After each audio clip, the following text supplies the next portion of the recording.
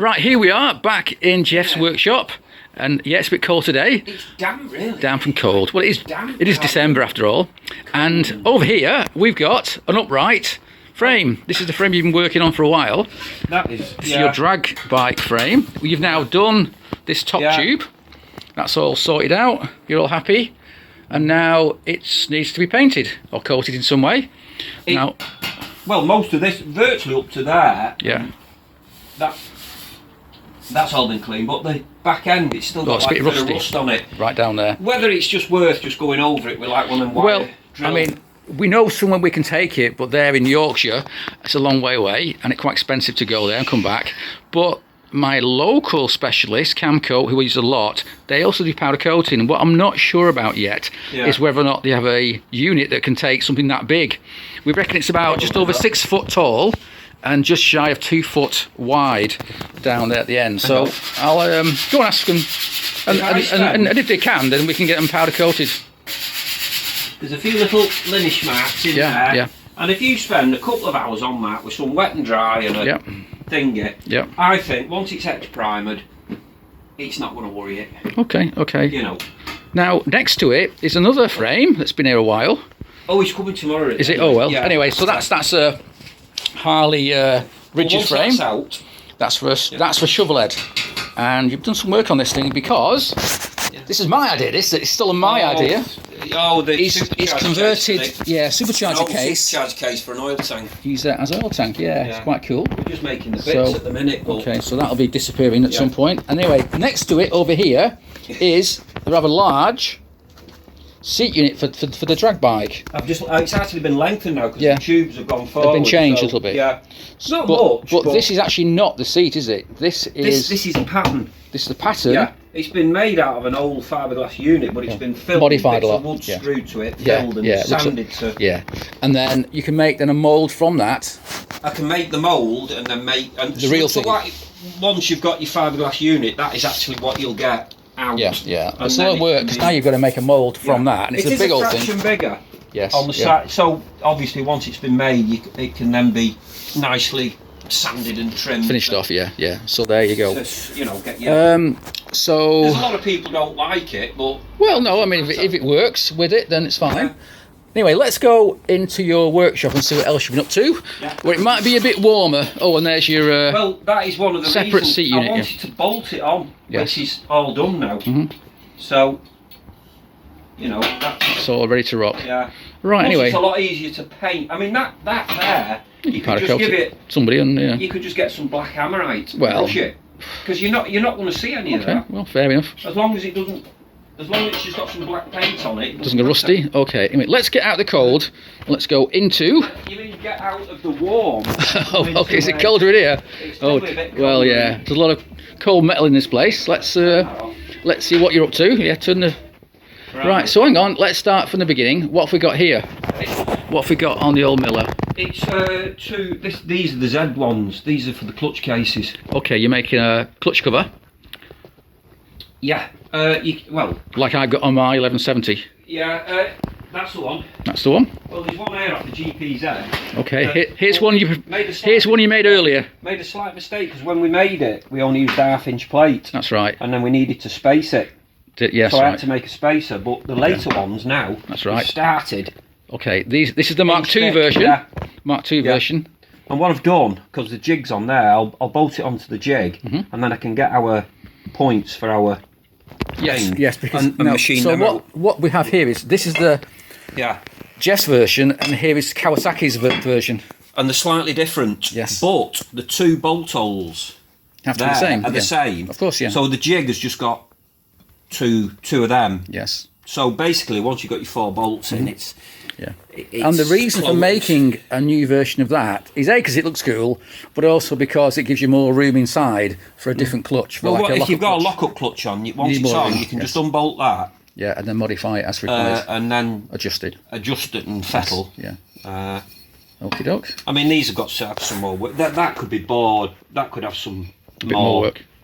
Where, but where's it end? Where's it end? Yeah, but you can. I mean, even that you could go around it and drill it all, get some weight off it. Yeah. But the thing is, you could do it, but it's a lot of work. Hours of work to do it. Yeah.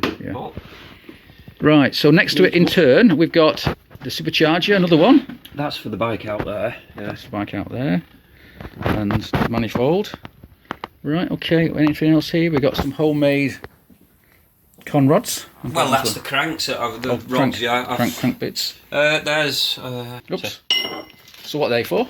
Well, there's two for one. Sorry. One for that, and a couple of GPZ ones. Oh, okay. Oh, so you're making quite a few. Well, I thought while it's there, while you're here, while you get the jigs, once you get set up, worked, once you get all the stuff set up, yeah, you can just keep going. You can, you know. And so over here, that's another one I've drilled out of. So you've got a piece of. I found a thick piece of alley. Yeah. Oh, it's an inch thick. Spare piece from somewhere. So I've been round it, got the centre out. Oh, it's a lot of holes. We've got our holes in it. Yeah. So I just thought I'll mill that out because I've got a jig for doing all this. Yes. You put it on the jig and then you can mill. Just do it, yeah. I mean, obviously a CNC, but then who's to program a CNC to do that? Well, you probably won't make more than a few at a time, so it's a very limited market. I don't know how long you'd spend doing a program to machine. I've no idea. The amount of people that would want them. Yes, it's very small. Most companies yeah. So Jeff's version are all handmade, as you can see. Right. So what else is going on then? It's now Christmas time almost, so really. All is quiet. Yeah, it's cold in here. I can see my breath in the air. I know. We've not really got much else on. Not got much else on. I'm just doing them. Yeah. The only other thing is, like you say, is get that job out of the way of thingies. I'd like to have got that frame. I've got, where's it, ever it's gone? Big tin of metallic, it's got like a silvery tint in some black paint. Big 5 litre tin. And I was just going to paint the frame with it. And how old is that paint, dare I ask? I would probably say it could be 40 years old. 40 years old. If it works, it works. You take the lid off, it's still okay. I'll tell you now, it's still okay. You'll be having a happy time. Yeah, okay, well, don't. It was made back in the day when paints were made. To work. Yeah. Sort of like you open the lid. They didn't care about killing you. You knew it was bloody proper. Not like this. It'll knock you out if you get too stuff, whatever they have now. Yeah. A bit like paint stripper these days. It doesn't work very well, does it? Natural moss is crap these days. Oh, this. Anyway, that's a different story. Right, so that's a quick Christmas update. The thing is, if I paint the frame and in 2 years it falls off, you can always get it redone. I've got nothing to lose. No. Well, time-wise, I'll have to find out from Nick at Camco if he's got the space to blast it and there's not very get it powder coated. Places that no, you don't know. You don't know. Well, I've got a few things awaiting collection at Nick's, so we'll have to go back there. See, like a lot of this here now, it just wants all rubbing. It's only like the bottom bits and the back. But it's pretty cold in here and very damp, so even if you did it now, if you leave it for a week or two, that's going to go rusty. It will start to get corroded. Over Christmas, it will start to. Oh well, that's your Christmas job then, to get that prepped. That's no problem to me. Yeah, it's pretty tall, isn't it? It's about 6 foot. Well, I've got 2 axle stands and I've got my jig. Yeah. So what I can do with it, 2 big heavy duty axle stands. I've made up my little brackets that can clamp in here, and it can actually spin the frame like as though on a spit, like a spit roast. Yes. So while you're painting the frame, you can literally spin it around, turn it upside down. That said, at the moment it's so cold and damp. Painting now is not an ideal.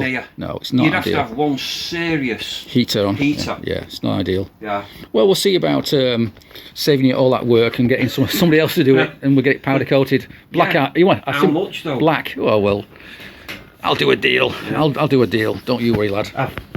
It's all. It's happy now. Yeah. Okay. Oh, it's worked out. The only thing is I wasn't quite happy is the angle of where I've done that doesn't quite match. Oh. When I cut that, I thought, and then when I got it all on the jig, I had to go on the tubes a bit more. No, don't worry about it. And then I thought, should I cut that off again and redo it? And I thought, well, no. Your seat's going to cover that up. Once that's painted, it's all painted. Yeah. Don't worry about it. Okay. No, the seat will come to about. The seat unit will just cover. And where's your other frame gone? Where's your Honda drag bike frame? It's up in the loft. It's up in the loft. Yeah. It's up there, somewhere. Well, it's up there. But the trouble is, once they're painted, where the hell? Yeah, you've got to be careful. You can't just sling it in the corner. Well, I can start doing bits on it, but it's like this. Once it's painted, I've got that jig out there on wheels.